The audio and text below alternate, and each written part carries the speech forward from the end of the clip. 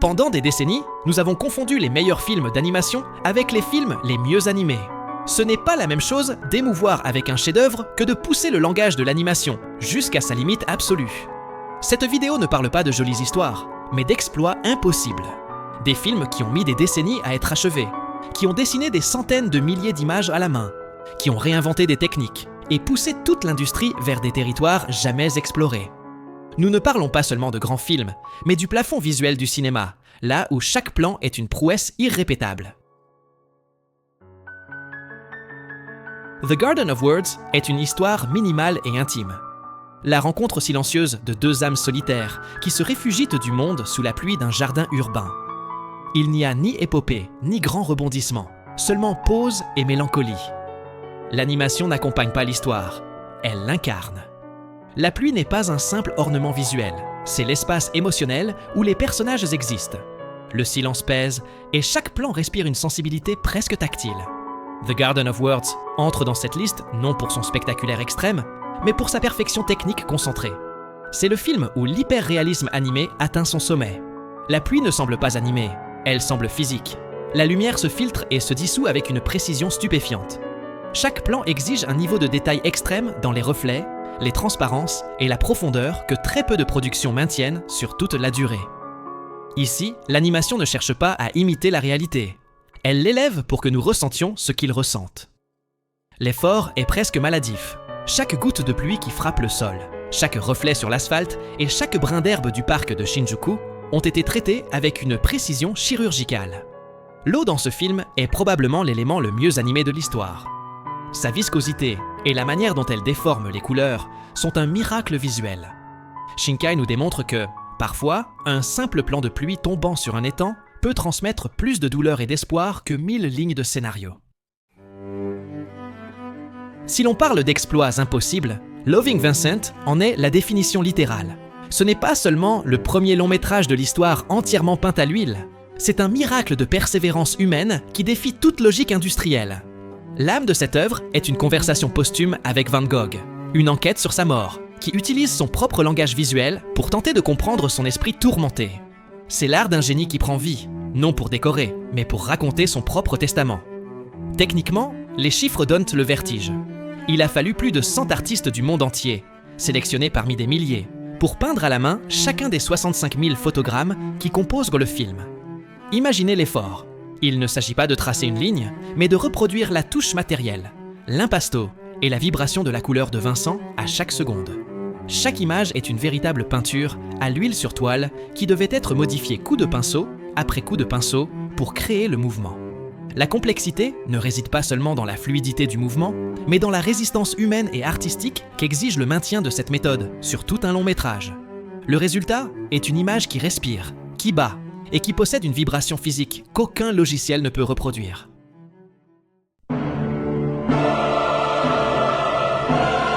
Si l'on parle d'animation poussée à ses limites physiques et mentales, Mad God est l'extrême absolu de l'industrie. Phil Tippett, le génie derrière les dinosaures de Jurassic Park, a tourné le dos à l'industrie pour s'enfermer dans son studio pendant 30 ans. Tandis que le monde se rendait au CGI facile, il a consacré des décennies à construire, déplacer et détruire un univers cauchemardesque image par image, achevant une œuvre qui ressemble à un message, envoyé d'une époque où l'art faisait encore mal. Formellement, c'est une cathédrale du stop-motion. Chaque créature, chaque paysage et chaque mécanisme ont été construits à la main, éclairés physiquement et animés photogramme par photogramme. Il ne s'agit pas de marionnettes propres et stylisées, mais de textures organiques, de rouille, de chair, de poussière et de détérioration réelle. La caméra se déplace parmi des miniatures tangibles, avec une profondeur et un volume qu'aucun rendu numérique ne peut imiter. C'est un cri de guerre contre l'éphémère. Dans un marché saturé d'images générées par ordinateur que l'on oublie aussitôt, Mad God s'imprime dans la rétine parce qu'il est tangible. On sent le poids du métal oxydé, la trace des doigts de l'animateur dans chaque séquence et la dégradation réelle des matériaux. C'est le plafond visuel de l'animation physique. Si vous pensiez que cette liste ne contiendrait que des expériences obscures, vous vous trompez. Le voyage de Chihiro est ici parce qu'il représente le sommet absolu de l'animation traditionnelle. Tandis que Hollywood célébrait l'arrivée de la 3D avec Shrek, Hayao Miyazaki s'est imposé avec une œuvre où chaque photogramme semble avoir été respiré par un artisan. L'histoire de cette fillette perdue dans un établissement thermal pour Dieu n'est pas seulement un conte. C'est une chorégraphie visuelle d'une complexité technique vertigineuse. Il n'a pas besoin d'explosion de style, ni de rupture formelle pour impressionner. Sa grandeur réside dans la perfection invisible. Tout s'écoule avec une naturalité qui dissimule l'effort titanesque derrière chaque plan, accompagné de l'une des plus grandes bandes originales jamais composées. Le voyage de Chihiro ne cherche pas à démontrer que l'animation peut être extrême. Il démontre qu'elle peut être totale. Un univers fermé, autosuffisant et parfaitement animé, où absolument rien ne semble artificiel. Et cette naturalité, dans un médium aussi complexe, est l'une des plus grandes prouesses possibles.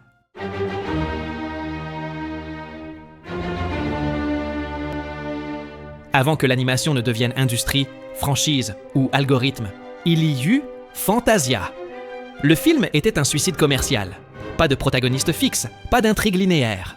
En 1940, Disney décida de transformer la musique classique en images pures. D'animer Bach, Tchaïkovski ou Stravinsky non comme simple fond sonore, mais en fusion avec l'animation. Et pour l'époque, c'était une folie. Techniquement, Fantasia fut une anomalie historique. À une époque de dessin plat, Disney développa la caméra multiplan, une structure de 2 mètres de haut, permettant de séparer les niveaux de dessin pour créer une profondeur réelle. Pour les segments de L'apprenti sorcier ou du Sacre du printemps, les animateurs étudièrent pendant des mois la physique réelle de l'eau, du feu et des mouvements volcaniques. Ils ne dessinèrent pas des caricatures. Ils tentèrent de reproduire le chaos de la nature avec crayon et papier. Ce qui rend Fantasia encore pertinent aujourd'hui n'est pas seulement l'innovation, mais l'ambition. Il osa affirmer que l'animation pouvait être un art total, dialoguer avec la musique classique et aspirer à la transcendance. Il ne cherchait pas à divertir pendant 90 minutes. Il cherchait à élever tout le médium. Fantasia est le moment où l'animation décida de devenir un art majeur.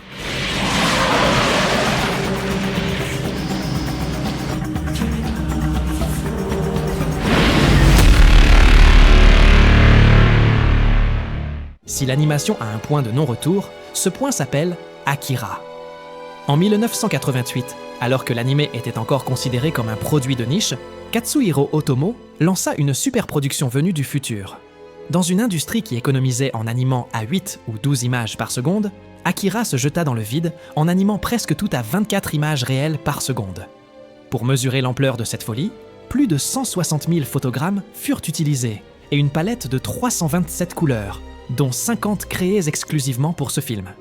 Tout, absolument tout, des gratte-ciels de Néo-Tokyo à la traînée lumineuse des motos, fut peint à la main. La complexité atteint des niveaux absurdes dans la synchronisation labiale. Akira fut l'une des premières productions à enregistrer les voix avant l'animation, permettant aux muscles des visages de bouger avec une précision anatomique saisissante.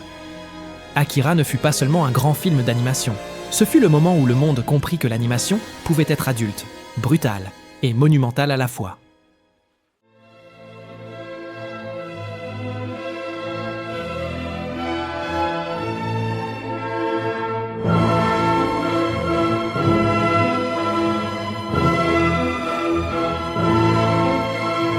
La princesse Mononoke est, tout simplement, le meilleur film d'animation de l'histoire du cinéma.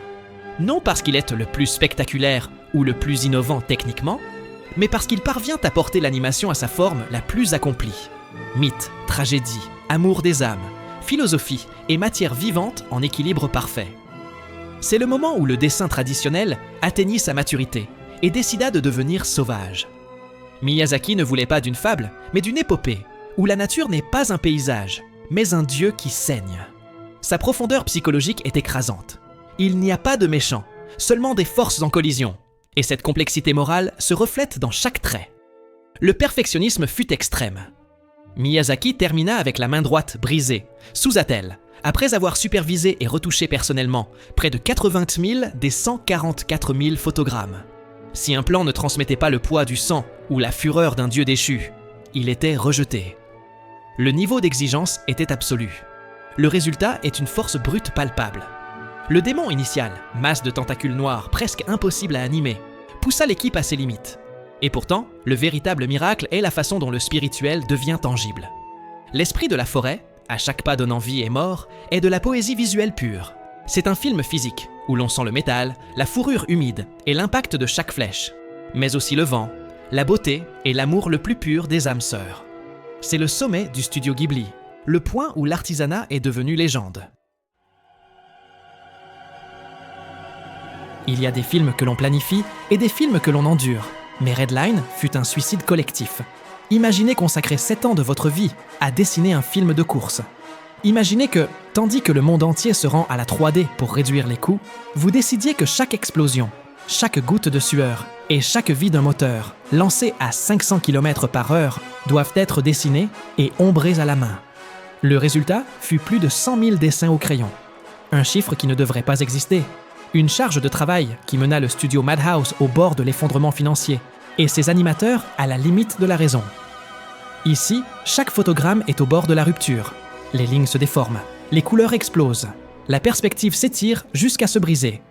L'animation ne cherche pas le réalisme, mais l'intensité. Ce qui la place réellement sur le podium, c'est son mépris de l'économie. Dans une production normale, les décors sont réutilisés.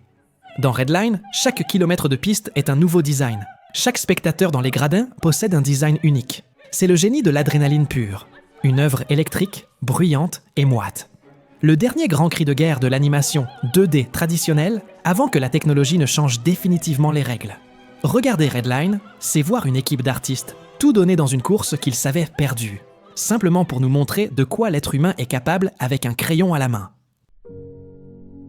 Le conte de la princesse Kaguya est un miracle qui a failli ne jamais exister.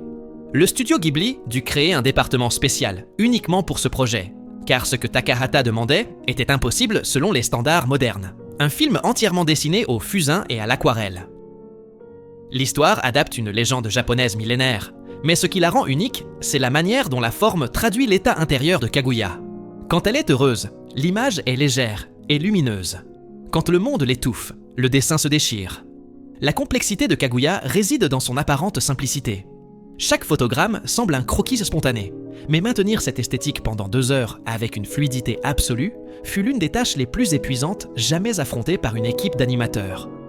La production fut extrêmement longue et complexe précisément parce qu'elle refusa la standardisation. Chaque plan exigeait des décisions uniques, de couleurs, de textures et de mouvements. Le résultat est un film fragile en apparence, mais d'une audace formelle extraordinaire. Kaguya démontre que l'animation n'a pas besoin de volume, d'éclat ni d'hyper-réalisme pour atteindre le sommet artistique. Parfois, une simple ligne tremblante suffit à transmettre plus de vérité que 1000 effets numériques.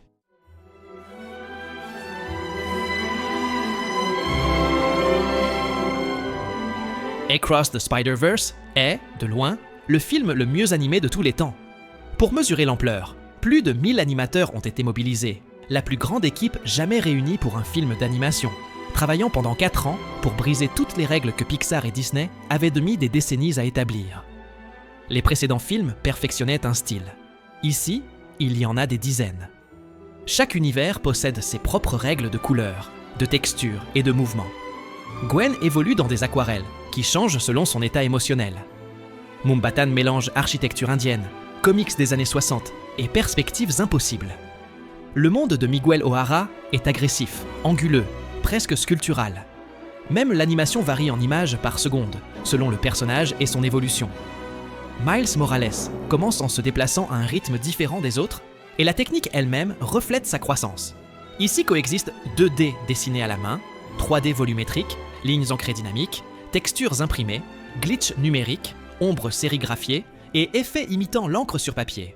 Chaque plan est composé d'une densité visuelle écrasante.